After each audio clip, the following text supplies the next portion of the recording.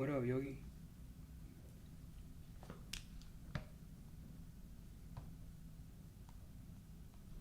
that's crazy. Mm-hmm. Know what I mean? We in here. Believe it or not. All right. Is there any way to do a sound check, or we're good on the sound check? Yeah, we should be solid.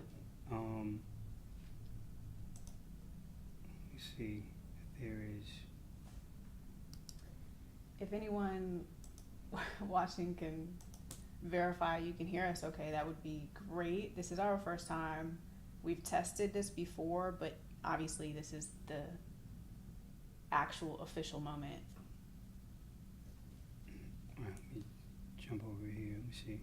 This is up. Hey. Oh, you said it here? Back, yeah. Welcome. So I need Hello. to know.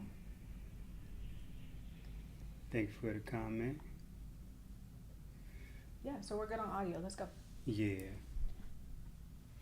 We decided a few weeks ago when we were refreshing our content strategy for the agency, for Stay Sharp in particular, because the agency produces Stay Sharp, which is the podcast that you may have seen. Also, just adding Mindset Shift was a long time coming for us. I think we originally were going to call this type of movement Rare Mentality, but it has shifted into Mindset Shift. And this is the idea that all of us are just coming together every other week, every other Thursday right now, to do some accountability check-ins, to talk about just things that we're going through. As we go through the weeks, y'all, I definitely want to let y'all know, please leave us some feedback on what you'd like to see, because it's so strange sometimes making content and not knowing and just trying to throw spaghetti at the wall. So right. Anybody that makes content, y'all know what we talking about. Correct. And I think in the live space, it's a little different from a prep standpoint. So we are, of course, learning how to roll it out. We're learning how to produce the whole thing. And also, we have the responsibility of showing up prepared and with something of value to add. So, Jay, I know you have a way that we should go about this conversation.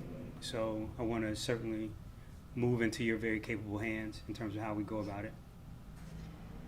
Yes, absolutely. I also want to share, just on the tip about leaving us feedback, don't hold back, don't be shy.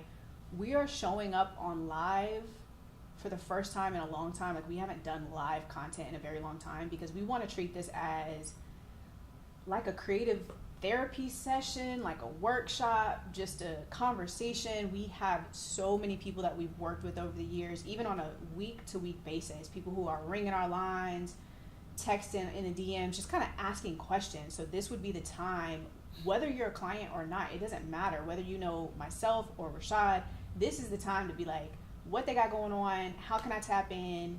You don't have to become a client, you don't have to become a partner. That's not what we're trying to do here. It's more so just coming together and talking and showing y'all too that we're real people, and how much more live can we get unless we go to dinner. That's and right. Some of us hopefully will be able to go to dinner together or catch you in the streets. So before we kind of get in, thank everybody for coming, and we're talking about burnout today. Mm-hmm. So if anybody is experiencing burnout, let us know, leave us a comment, let us know where you're tuning in from, let us know if you burned out right now, so we can kind of know where to gauge the conversation. What maybe caught your ear or perked your ears up over the last conversation that we had on Stay Sharp? We talked about unpopular burnout and unpopular opinions about burnout. So if something caught your eye, let us know. And I think too, Rashad and I do not have the same approach when it comes to burnout. Nah. A lot of that might be gender. Yeah. And so there's also that dynamic. Yeah. I think that I don't know. It's really hard to even cross communicate like what the difference in that is or should be, right? I think there is you and I knowing that we're speaking a different language, but removing that thing from our expectation is really, really tough in our back and forth, right? Because it'll still end up being a moment where you're saying something and I'm trying to like push you into a way of being almost, as opposed to like sharing an alternative perspective.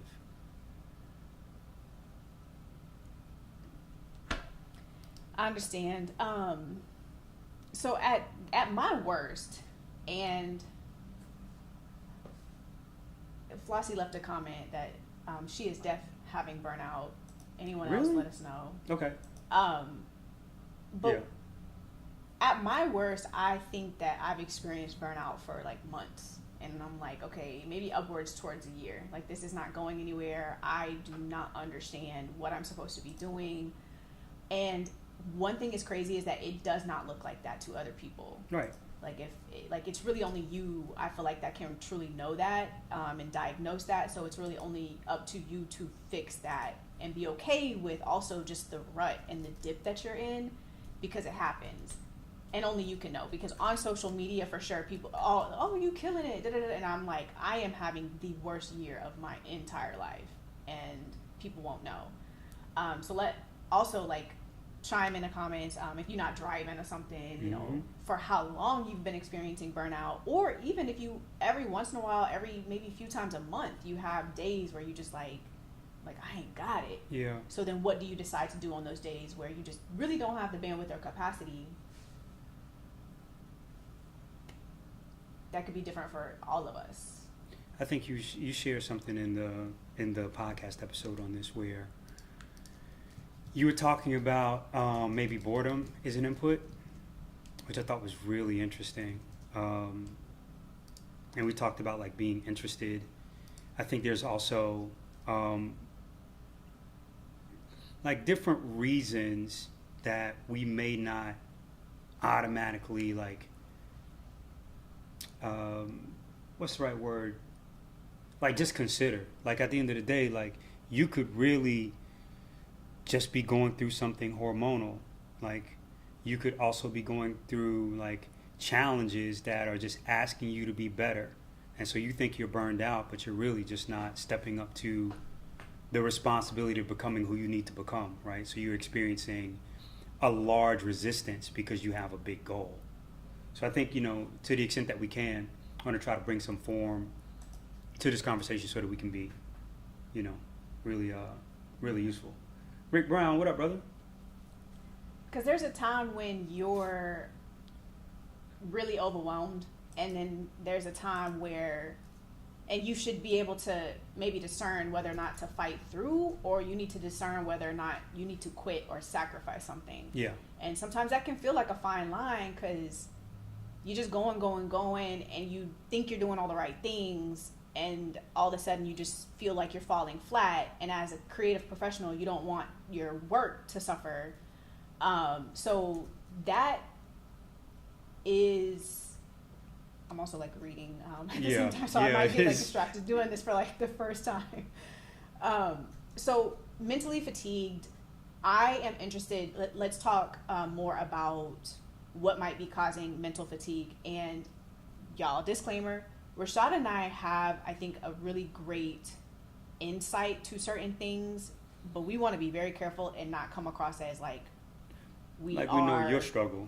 Yeah, 100%. Yeah. So however much you want to be in the comments and active and transparent, cool. Like that would definitely help us we want to talk to y'all, and this is the best way for us to do that. So mental fatigue, man, I think about rest, you know, and I think about, okay, well, how have I've recently really been working on my sleep, and how do I basically train and condition my body to detach from my day so I can recover and maybe expand my mental capacity day in and day out, right? Because we have that mental fatigue, maybe because sometimes I'll tell Rashad, I'm really mentally, I don't have it no more. Right. But physically, I feel fine. Like I could go for a workout, I could go whatever.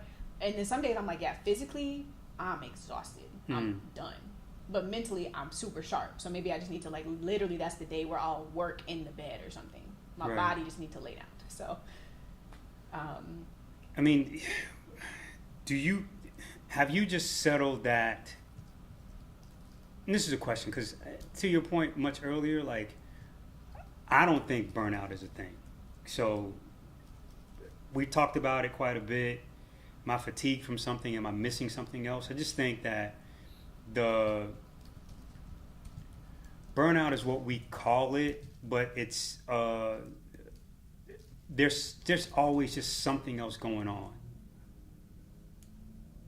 And so I'm just like wanting to, when I have conversations with people, like dig deeper in to figure out like what's really going on with you. What are you missing? What do you want? What are you in absence of, right? Because if you attack that, does it change it? And sometimes no. So that's why I'm really like, burnout, you know? No, you just again might be stuck. There's a set of challenges that you haven't stepped up to yet. So I want to kind of jump into some of these things, like with Flossie in particular, like you're such an incredibly talented person. And I wonder whether or not in some instances, and at least, let me just speak to my own, as I think about like how my talents or my abilities or even the circles that I might run in might actually be pulling me so many different ways. And I think I have to serve all of those different people in all of those different moments. And that's where I'm drawing burnout or fatigue from. So it's really not like a me thing in terms of like how I'm showing up or what I'm doing. It is probably me having the responsibility of saying no to some different things or choosing which rooms are the priority.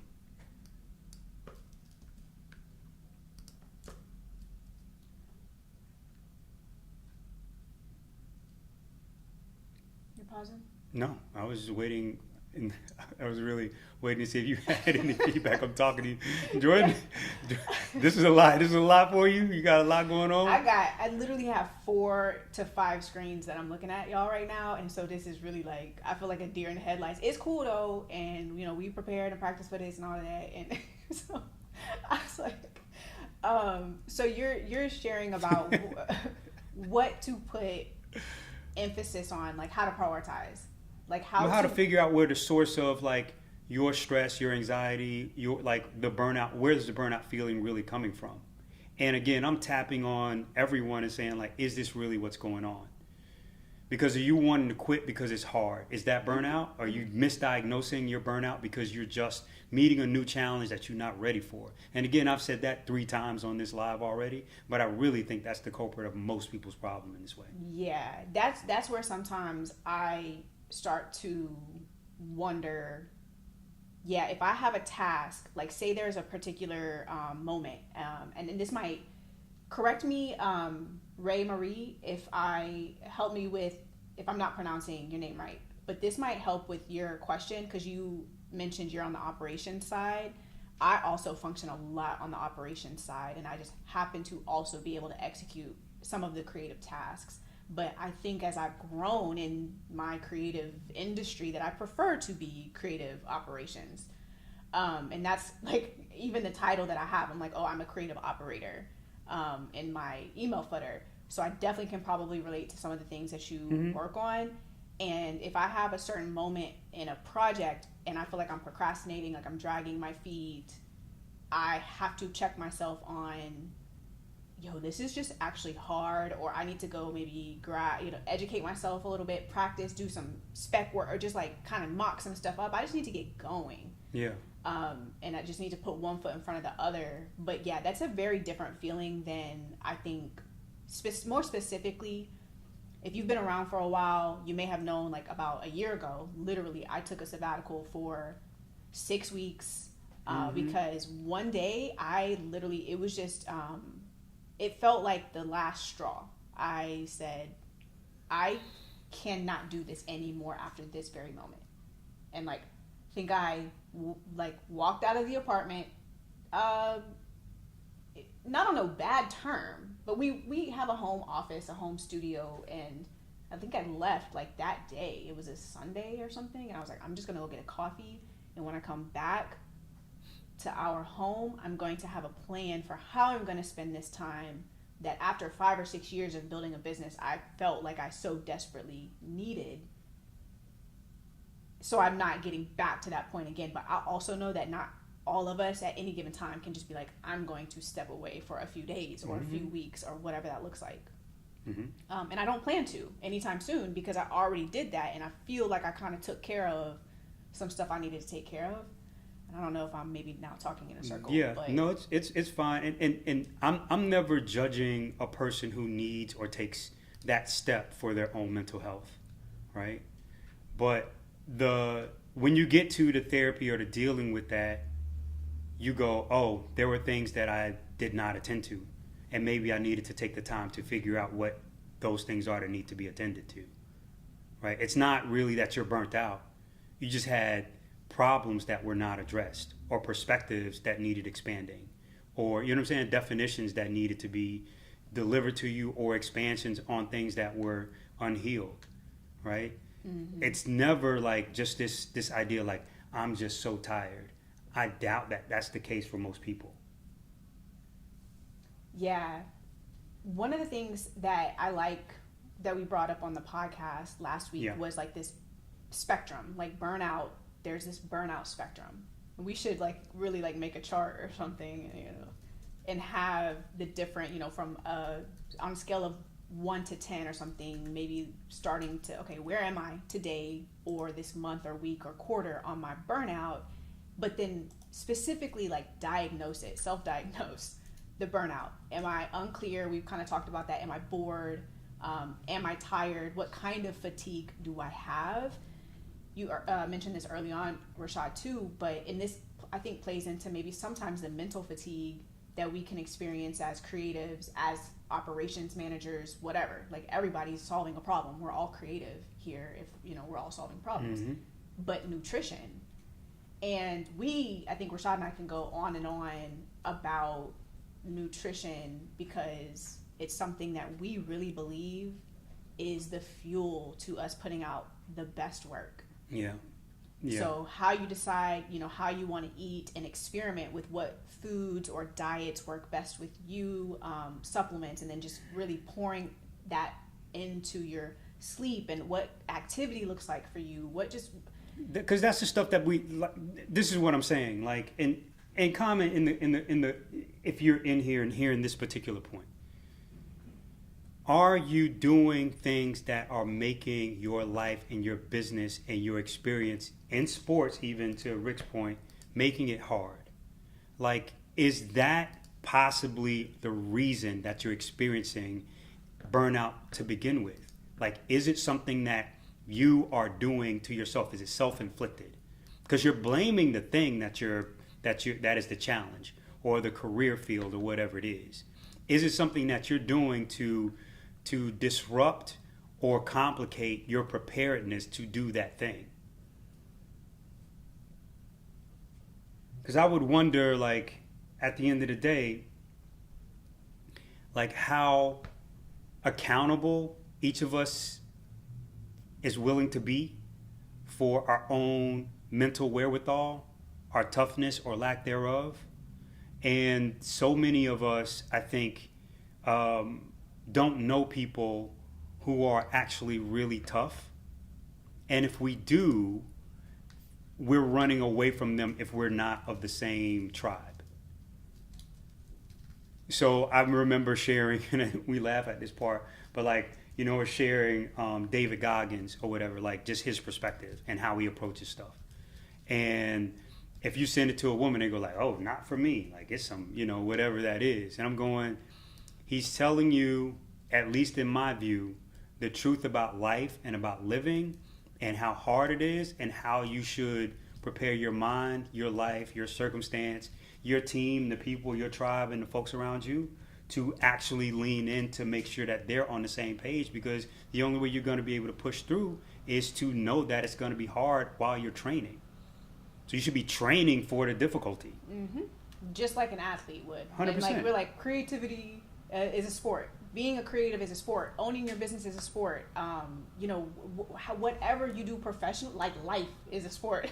Yeah. Yeah. And look, I mean, Rich has shared, and I think there are quite a few people that are coming from a lot of different backgrounds, right? Some of which are creative, some of which are athletic, right? And we both, Jordan and I, have experience in both spaces, and I'm sure that all of us have some overlap. So like with project work, what I found is like I'm not burnt out. I don't know how to manage my business. And that's okay, right? But seeing and having the mentorship, access to the information, and also the humility to accept that these are the soft spots and the cause, then I can actually experience less burnout, right? And I can experience more effectiveness and more joy. And some of it is like literally shifting your mind to understand that it is just harder than what you thought. And sometimes that can be demoralizing. So it's not lost on me that, you know, we can feel burnt out because of not only all the things that are listed, but also because we don't have information to help us like really, really get it. Yeah. Yeah. You know, there are inputs, and then there's like not like literally gaps and holes in I'm using mentorship as if somebody's going to come in with a cape and just like wrap their arms around you and fix the things and figure out like everything that's wrong with you or your business or your workflows. And that's not at all how it goes. And there's very rarely a consultant that you can just go hire that can just pierce in to figure out all of the things that maybe your therapist should be leaning into you on, right? Because you could just believe that the money's supposed to come because you did the work. And like, nah, it has nothing to do with that. Yeah. It has everything to do with whether or not there was a target that was set up for a project. Did you meet that target? But more importantly, was it contracted properly? Is it a good, and properly is subjective, but is it a good client to have on the other side? Like, are they just going to screw you over because that's what they do? So regardless if you did great work or not, you don't get the benefit from it. But let me say this though, because Rashad, you low key, and everybody who knows you knows that you kind of built different.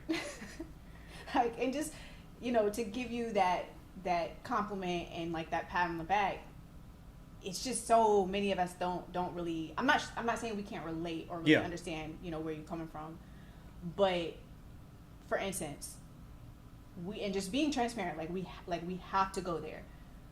We're in a project currently where last night you said to me, like, Jordan, if you're frustrated, right, which like I'm not burnt out on the project, I'm just coming up against a challenge where I'm like, I am not sure how to solve this for the client. I really don't know. Yeah. And so somebody's got to know. That's like a slogan around here, is like, somebody's got to know. When you're working on a project, somebody got to know, and at the end of the day, it ends up falling on whoever is the lead, you know, whatever. So you shared with me, okay, cool, like, obviously, like, I'm going to take the ball from you, or not take the ball, but pass the ball to me. I got it. And you're able to just coach yourself, like your own self-talk when you do come into challenges is not to go to the I'm frustrated, it's to go to this. And I don't know how you trained yourself to be like that, but not all of us are able to just do that at the drop of a dime. But I think that's the point. I think that's precisely the point, because you don't choose to just be however you are saying I'm behaving. You don't choose to just be that. Like, nobody does. You have to go, all right, at least for me, this is how I've come to most of my being. No bullshit. What is it going to take in order for these things to happen?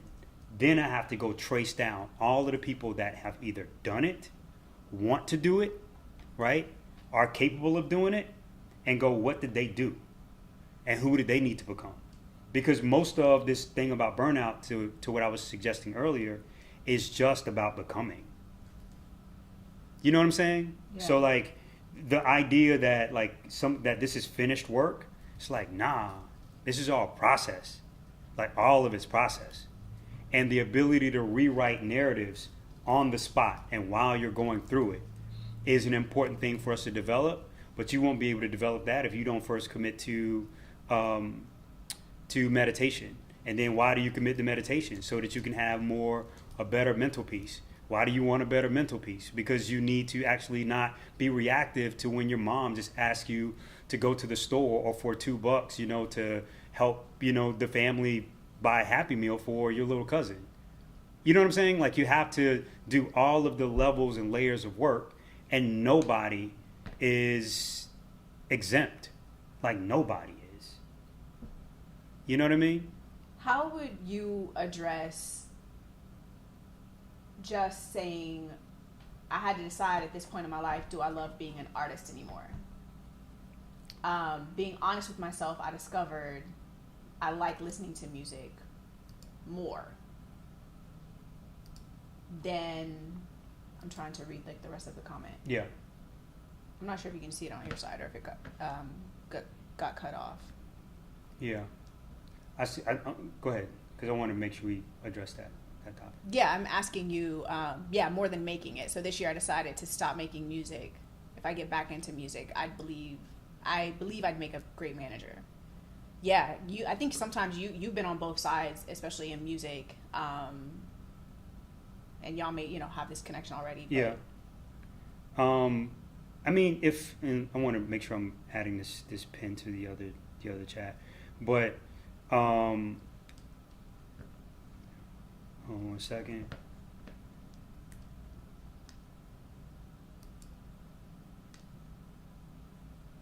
And also with Rich's note around saying yes to everything, that's also something that we can talk through. Let's get specific to like the considering getting back into music and how you feel about, so very specifically around music, and I think this may actually also handshake what Rich is talking about too. I think that we have,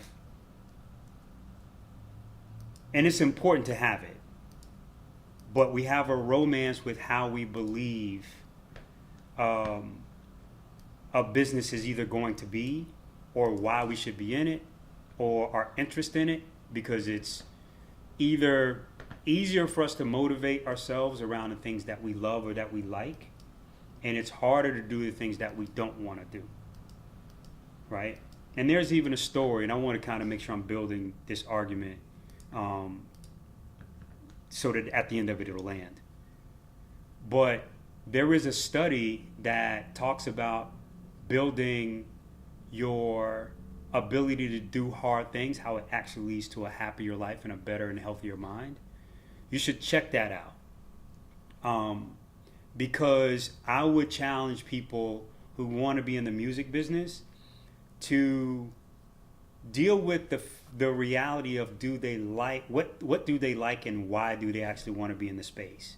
Do they want to be elite business people? Do they want to drive or create a high-level commerce machine that has a very capable artist on the front side, right?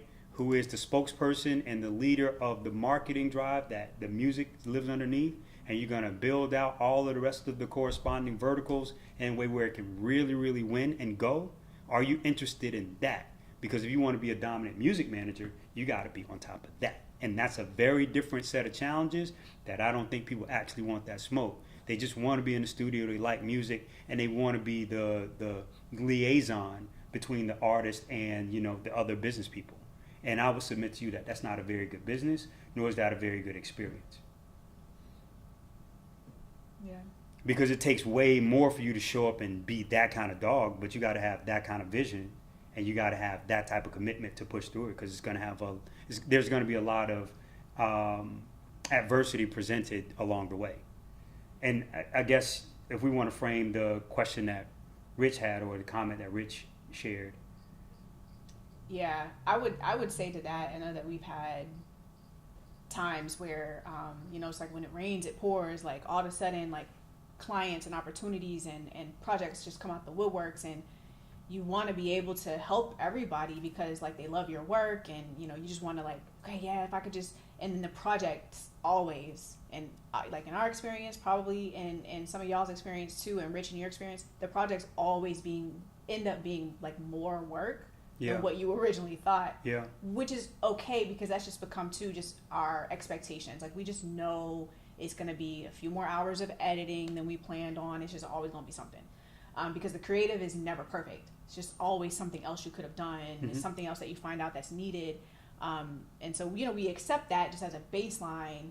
But then, like, Rashad and I had so many and still continue to have so many conversations over, like, who our client is, right? Like, who are the partners, who are the clients, who's the rest of, not the rest of, but who's, like, in the community, because there's so many people we want to tap in with, but we know that we can't just work on projects with everybody. Right.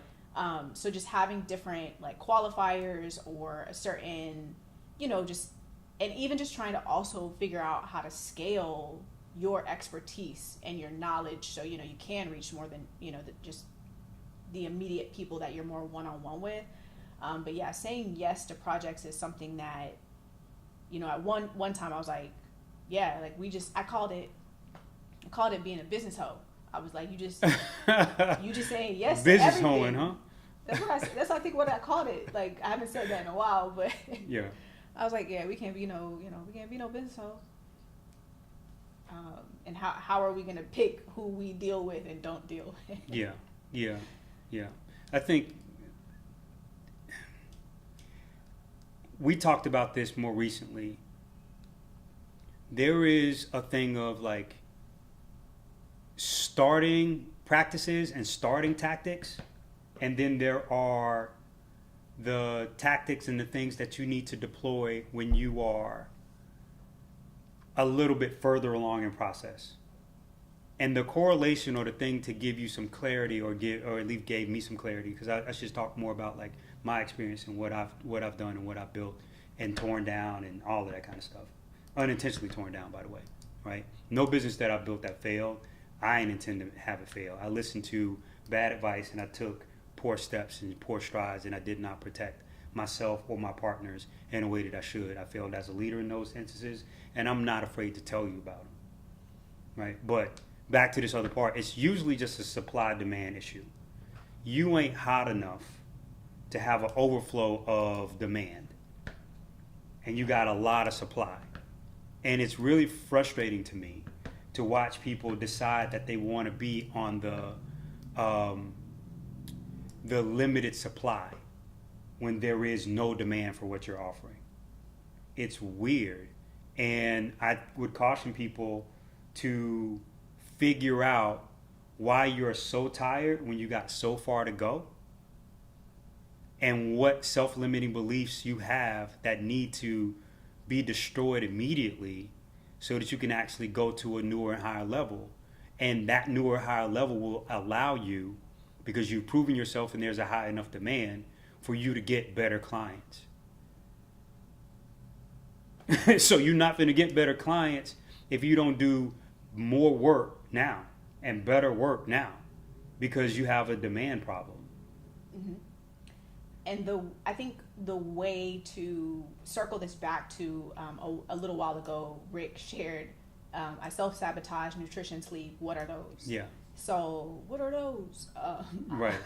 I understand, because we all go through a period of time where maybe we are just balls to the wall. We have to stay up late. We're burning the midnight oil, late nights, early morning, so on and so forth, and working on the weekends. Yeah.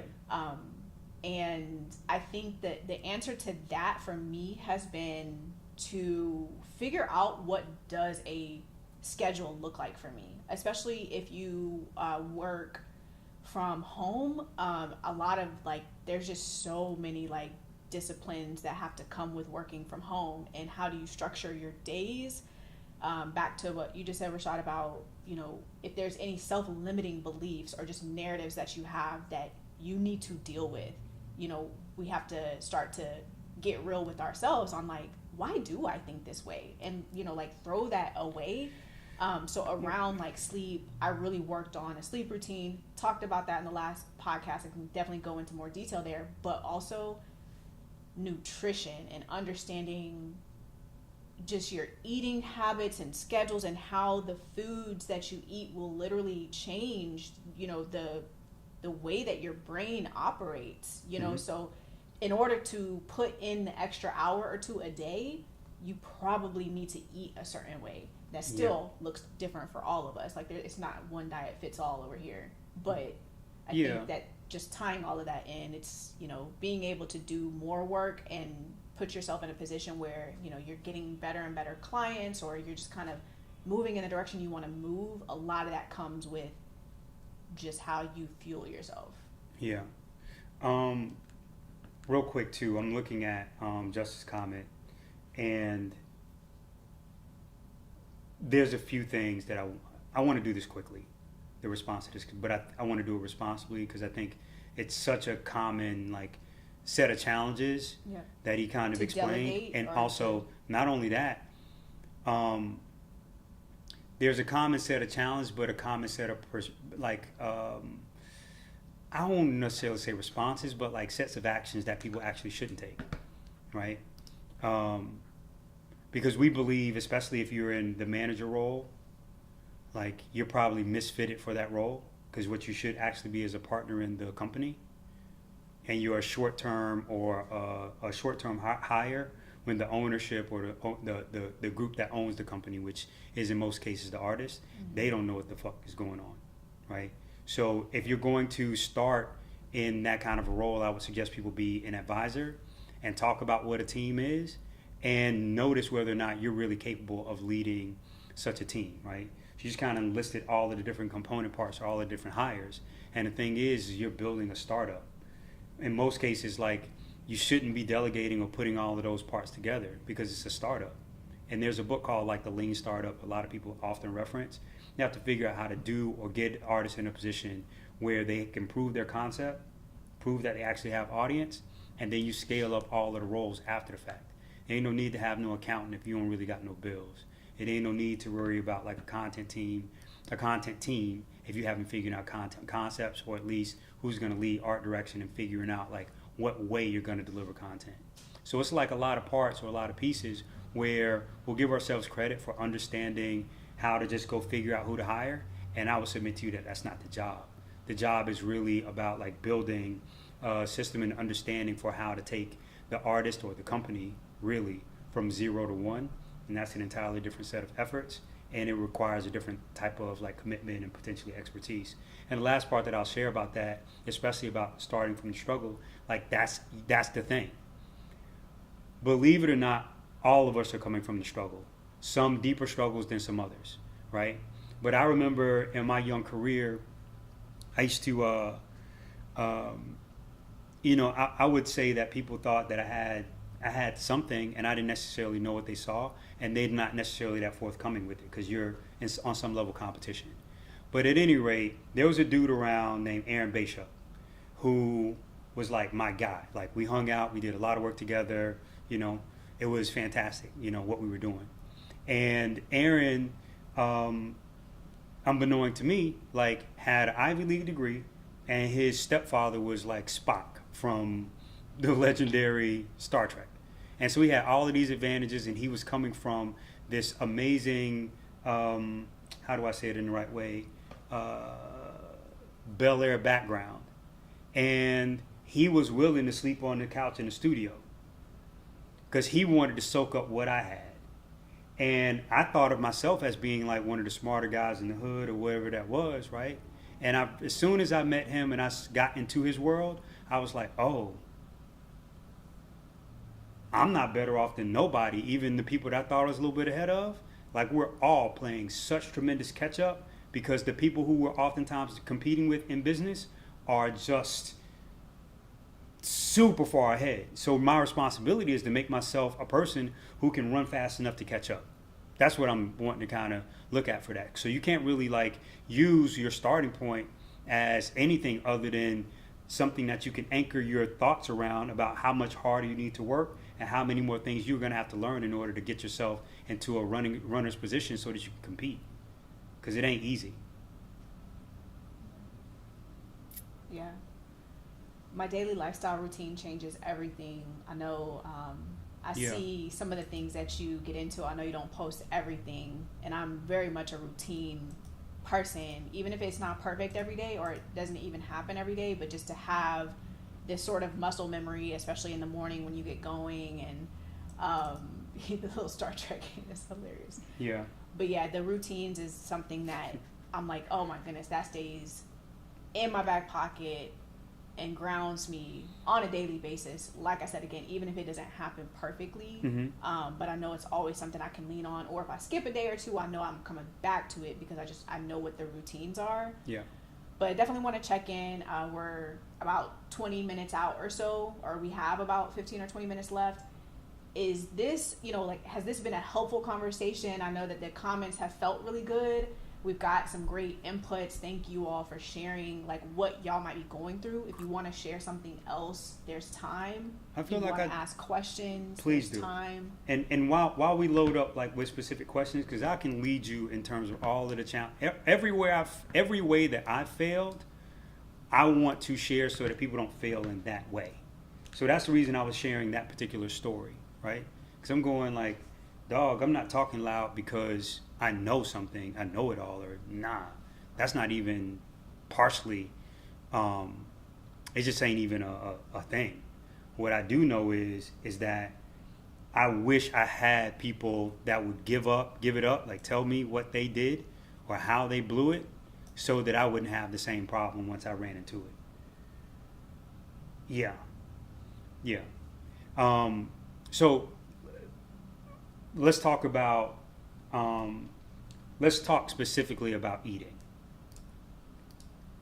Because, If y'all don't mind. yeah. I know it can feel like, is this really, really related to experiencing creative burnout? Yes, that's right. Because it will when we talk about it. On its own. It will in a couple seconds when we get into it.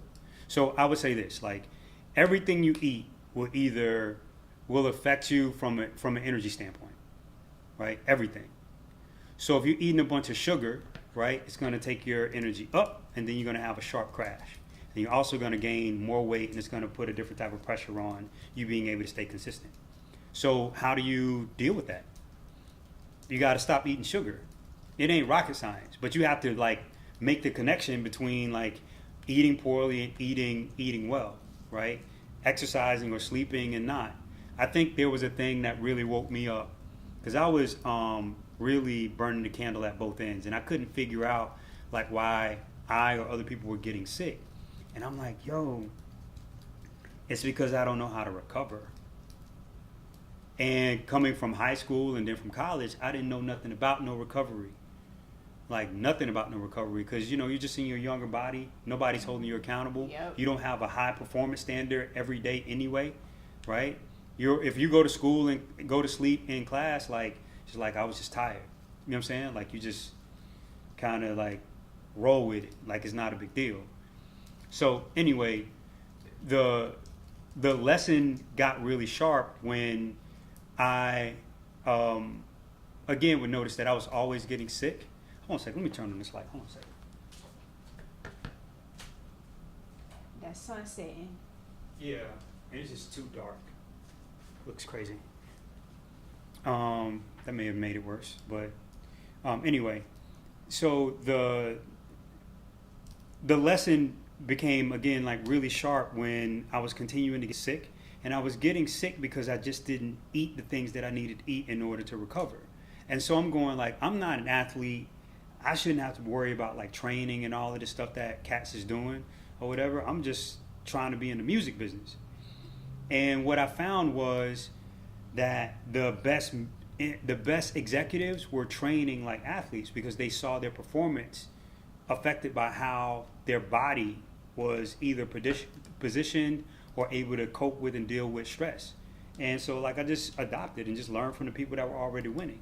Wasn't even deep and can't be deep. But yeah.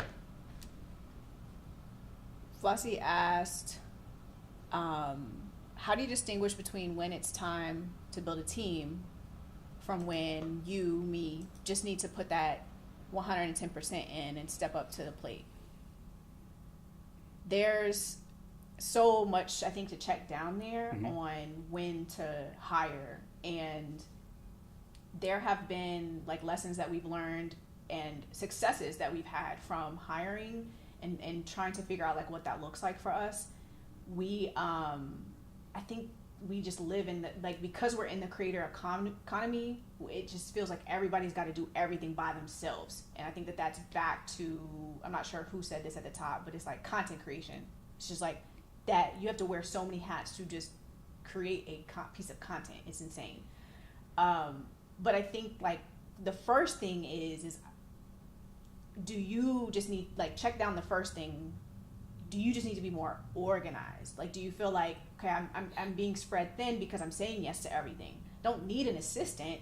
It's just more so like I'm saying yes to too much, because there's certain things that you want to be able to delegate, and you want to be able to, like, okay, I can automate this. First of all, that doesn't really require a person to automate something, or I can outsource this. Maybe it's just like a few hours a month or something. But there's certain things, depending on your craft, that you're like, yeah, I don't need nobody else doing it.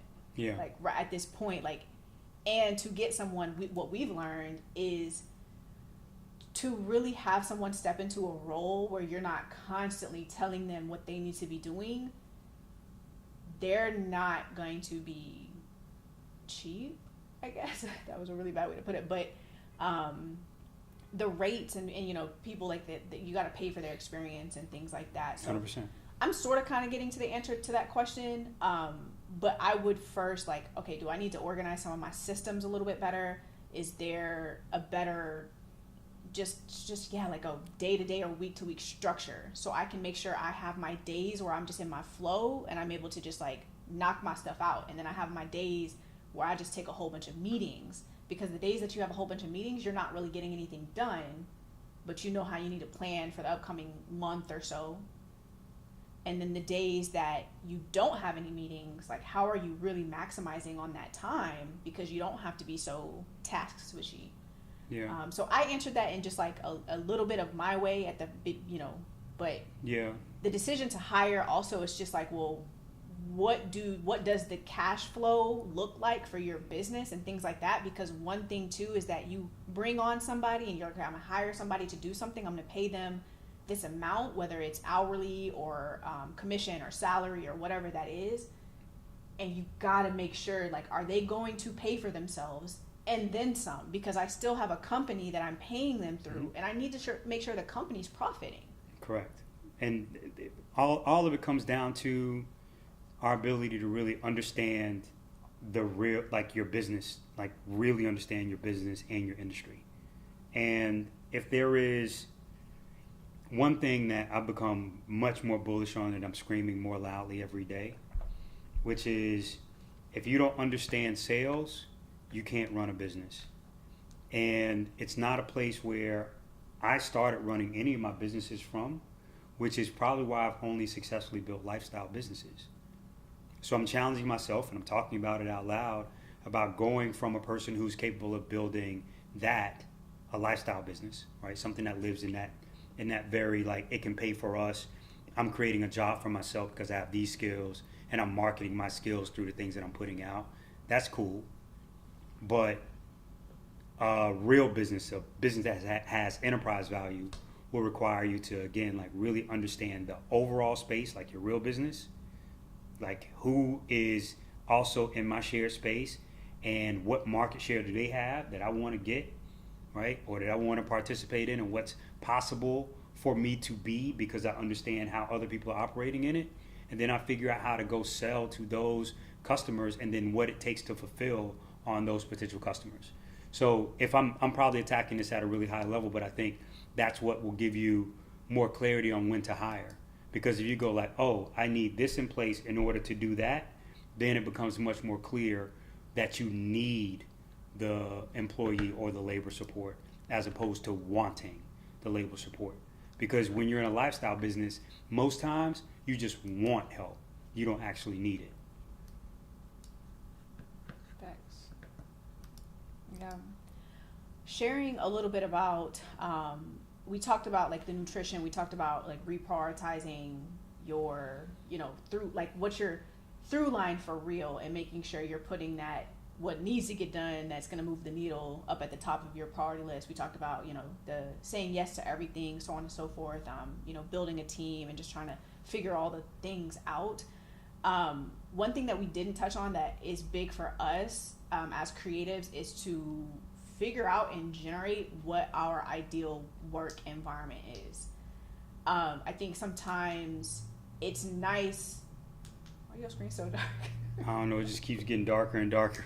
So I'm trying to figure it out. Sometimes it's nice to, pop up or work remotely or, depending on, and I'd be interested too to know, like, we got 10 people in here. If you work from home mostly, if you're kind of on the go mostly, if you are hybrid, because your work environment is going to look different depending on if you need to go into the office, so on and so forth. So how do you just need to prepare for that? A lot of times, as an introvert, when I have to go and be around people, I have to prepare for that a certain way so I can keep my focus. And then I know that I need to come down from that a certain way. Corey said you got a cheap laptop. Nigga, please, you know better than that. And ain't on no laptop. That's what makes it even crazier. I'm weak. So yeah, just like preparing for being around people, for like disconnecting from people after you've had a lot of interaction, and setting up that work environment, especially at home. Like, what does that look like? Like, what type of music do you listen to or not listen to while you're working? How do you prepare like, I like to have my desk very clean, and I know I'm like, just wipe it down. You're gonna feel better about it later. Other things for work environment for me would be, music and cleanliness is a thing for me for sure. Do you have a specific like tool or 2 or 3 a setup for your workspace, Rashad? Or your work environment to kind of make sure you're keeping the creative juices flowing? I mean, I'm big on like monitor and desk space. So I have a total of 5 monitors on my desk, 3 that I actively use. One of them is my Wacom or Wacom, or however you say that particular brand, where it's like fundamentally like a drawing pad. And then one of them is just a monitor that exclusively like manages cameras. But I find that I have a lot of tabs up. I might be doing research here. I might be designing here. I may want to have like, a TV show or ball game or something like that in one of the other monitors. So the more space I have, the more I can kind of satisfy all of my needs at one time or not. And I really think it's a game changer, because now I'm not like trying to move the screen around if I'm working on like a laptop. I just am fractionally less productive. Yeah, we've done a good job too when we're traveling. I know a lot of that is a part of all of our own schedules, is traveling. And how do you keep your maximum level of efficiency while traveling? I don't necessarily like the word productivity, even though that's a great like SEO word, but efficiency is what my word is. And do you have the tools that you need so that you're not always limited to just your laptop space? Like, maybe you need to have the traveling extended monitor, the mouse that you're using. All of these things I think can help you cut down on that transition time and that setup time and different things like that to kind of keep, the juices flowing. So just, like workspace stuff like that, I think could come in handy. Just to keep you flowing. Mm-hmm. But, Amber said, same. I wipe my desk every morning at home. Yeah. I'm wiping this. I'll be like, dang, I just wiped this and it's dusty already. But we have that white desktop, and so I could feel like I see everything. Right. And I be telling Rashad, like, I can see the dust. Like, I pay a lot of money for my contacts. I can see this dust. Yeah. I think there's, and this is the last thing I'll say about this, because I know we need to begin to wrap up. But respectfully, or at least in my experience, I will make every excuse not to do the work. So like, my shoes could be in the closet and I'm like, oh, I got a spot on the shoes. And I would go like, have to go deal with that spot, because my mind just would consistently stay unsettled about things that didn't matter to the bottom line. So I would caution people not to like make things that are not a big deal, because the only thing that changes everything is getting the work done.